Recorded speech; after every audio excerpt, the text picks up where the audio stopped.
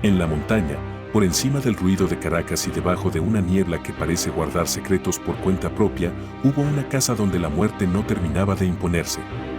No era un castillo. No era una cripta. Era una hacienda. Y dentro de ella, según la memoria que aún sobrevive en Galipán, permanecieron cuerpos preservados durante años, como si el tiempo hubiera perdido autoridad sobre ellos. En el episodio anterior hablamos del hombre. Hoy vamos a entrar en su escenario. La hacienda de las momias. Soy el cronista, y esto es Desde el Umbral.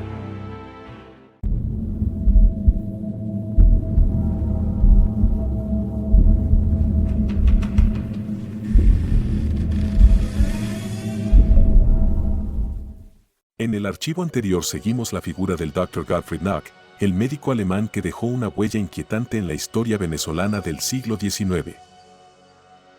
Su nombre quedó asociado a una fórmula capaz de conservar cuerpos y a una visión de la muerte demasiado cercana, demasiado técnica, demasiado persistente. Pero si el médico dio origen al mito, hubo un lugar que lo volvió inolvidable. Una propiedad en la montaña. Una hacienda aislada. Un sitio donde la ciencia, el rumor y la muerte parecieron convivir demasiado tiempo bajo el mismo techo. Ese lugar fue conocido como Buena Vista. El nombre parece casi una ironía. Porque lo que más sobrevivió de aquella casa no fue la vista, sino la sensación de que en sus habitaciones ocurrió algo que el tiempo nunca terminó de disolver. Ubicada en las alturas de Galipán, la hacienda estaba rodeada por todo lo que alimenta una leyenda: caminos largos, neblina, vegetación cerrada, silencio, aislamiento. Y a eso se sumó un detalle decisivo. Allí vivió y trabajó el Dr. Nock. Hay historias que sobreviven por sus protagonistas. Otras, por sus escenarios. En este caso, la casa y el hombre se fundieron hasta volverse inseparables. Una hacienda en la montaña ya tenía suficiente fuerza simbólica. Pero una hacienda en la montaña habitada por un médico que embalsamaba cuerpos ya no era solo una residencia. Era un territorio narrativo. Un sitio listo para convertirse en susurro, en advertencia y en memoria perturbadora. Muy pronto comenzaron a circular relatos. Que en la hacienda había cuerpos preservados. Que algunos permanecían visibles. Que otros estaban en habitaciones cerradas. Que visitantes curiosos habían visto figuras inmóviles con una presencia demasiado humana para ser simples restos. Con el paso del tiempo, la historia se hizo más intensa. Ya no se hablaba solo del médico y su fórmula. Se hablaba de una casa donde los muertos seguían estando. No vivos. No resucitados. Pero tampoco entregados del todo al deterioro. Parte del núcleo histórico de la leyenda afirma que Nock embalsamó a varias personas. Algunas versiones hablan de pacientes. Otras de personas cercanas a su entorno. Otras de soldados y cuerpos anónimos llegados desde tiempos de guerra. No todos estos relatos tienen el mismo peso documental. Pero el hecho importante es otro: la idea de que en Buena Vista hubo cuerpos preservados no nació de una sola voz aislada. Nació de una persistencia. De una repetición. De una memoria colectiva que siguió volviendo al mismo punto, como si la montaña no quisiera dejarlo caer del todo en el olvido. Hay algo profundamente inquietante en una casa donde la muerte no concluye su proceso de manera visible. Un cadáver enterrado desaparece del espacio cotidiano. Un cuerpo preservado permanece. Ocupa lugar. Impone una presencia. Obliga a convivir con la idea de que el tiempo fue interrumpido. Y por eso la hacienda de Nock no quedó en la memoria venezolana como una curiosidad médica sin más. Quedó como un sitio donde la descomposición parecía haber sido detenida por voluntad humana. Y ese gesto, incluso pensado desde la ciencia, sigue dando miedo. En muchas leyendas, el miedo empieza cuando alguien entra. Aquí, en cambio, el miedo parecía empezar cuando alguien salía. Porque los relatos de visitantes no suelen insistir solo en lo que vieron, sino en cómo bajaron de la montaña después. En silencio. Inquietos. con la sensación de haber entrado en un lugar donde la vida y la muerte no estaban ordenadas de la manera habitual. Quizá algunos vieron más de lo que estaban preparados para aceptar. O quizá bastó el contexto, una casa aislada, la figura del médico, el rumor previo y la idea insoportable de que, detrás de una puerta, pudiera haber un cuerpo esperando intacto.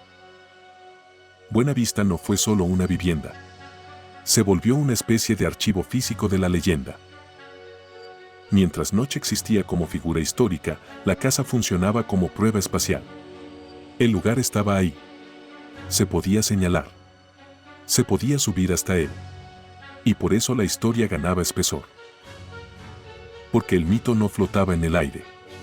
Tenía paredes. Tenía ventanas. Tenía habitaciones. Y según la tradición, en alguna parte de ese espacio permanecían los cuerpos que alimentaron su fama. También alrededor de la familia y del entorno cercano crecieron relatos contradictorios. Algunos hablaban con admiración. Otros con distancia. Otros con auténtico temor. Como suele ocurrir en las historias grandes, el tiempo fue mezclando recuerdos precisos, comentarios de segunda mano y versiones adornadas por generaciones posteriores. Pero hay algo que no desapareció, el vínculo entre Noche, su hacienda y la permanencia física de los muertos. Esa asociación fue más fuerte que los detalles.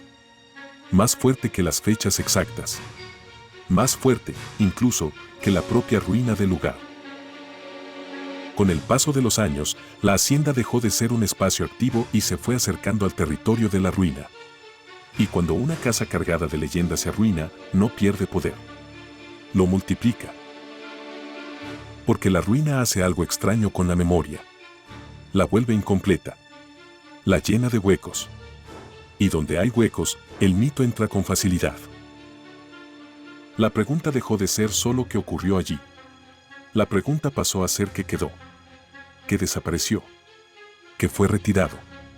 Y si realmente todo lo que se decía de aquella hacienda había abandonado la montaña, o si algo seguía todavía entre sus paredes. En Venezuela, la hacienda de Noche no sobrevivió solo como una localización. Sobrevivió como una imagen mental. Una casa alta, fría, envuelta en neblina, vinculada a cuerpos que no se corrompían. Y eso la convirtió en algo más que una anécdota histórica. La convirtió en un símbolo. El símbolo de un momento en el que la ciencia parecía haber tocado un límite que la sensibilidad popular prefería dejar intacto.